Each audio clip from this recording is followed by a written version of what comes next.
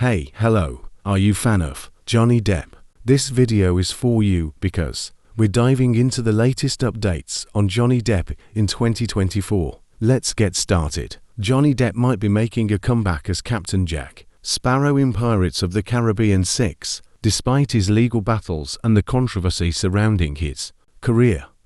Depp hasn't been ruled out for the role yet. Producer Jerry Bruckheimer is working on two scripts, one of which includes Depp's iconic character. Johnny Depp has also been busy with his new movie, Jean du Barry, where he plays King Louis XV. The film premiered at the Cannes Film Festival and received mixed reviews, but Depp's performance was highly praised. In another exciting development, Johnny Depp is making his directorial debut with the film Modi, a biographical feature about the life of Italian artist Amedeo Modigliani. The film stars Al Pacino and several other notable actors. On a personal note, Johnny Depp has been focusing on his music career with his band Hollywood Vampires and enjoying his time. He's been working on reinventing himself as an actor and entertainer, and it seems like he's finding new ways to stay creative and engaged. That's all about Johnny Depp's latest update.